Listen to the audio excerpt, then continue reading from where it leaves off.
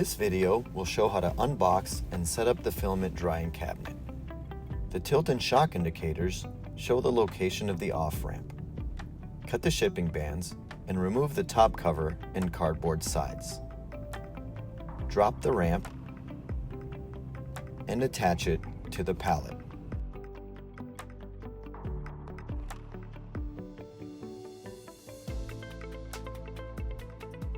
Now remove the protective bag and with assistance, roll the FDC off of the pallet into its approximate location. This will be roughly 6 inches away from the side of the printer, about 15 centimeters. The welcome kit is located in the FDC bays. Remove it and inspect its contents.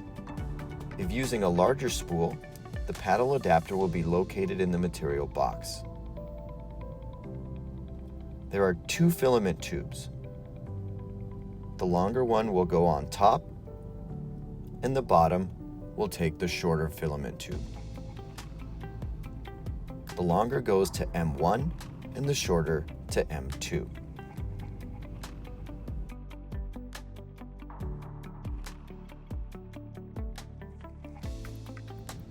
Note how to attach the paddle adapter.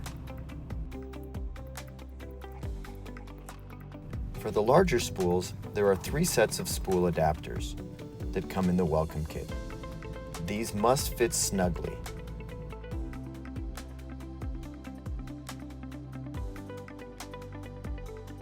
The spool in the top bay feeds filament in a clockwise direction and from the bottom section of its bay.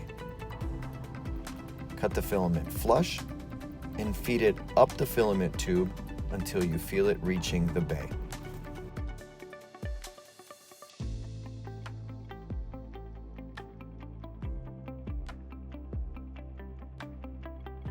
If using the lower bay, the spool must be flipped as it feeds filament in a counterclockwise direction.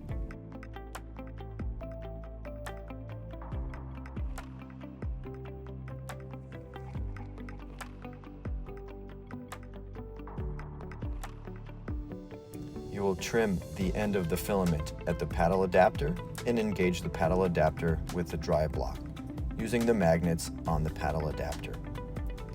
You initiate the load sequence, and then from the FDC, you will need to push the filament forward until it engages with the drive wheels.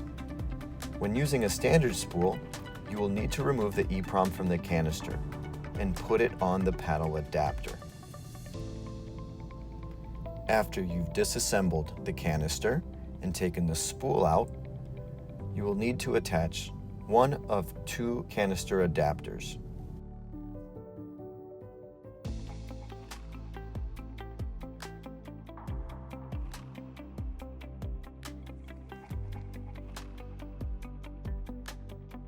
Same as with the larger spools, the top is fed clockwise and the bottom is fed counterclockwise.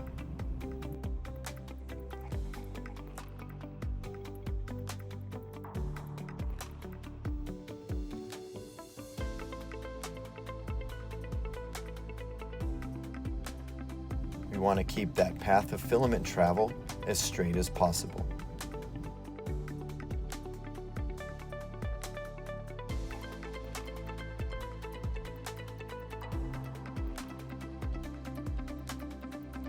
Thank you very much, and happy dry printing.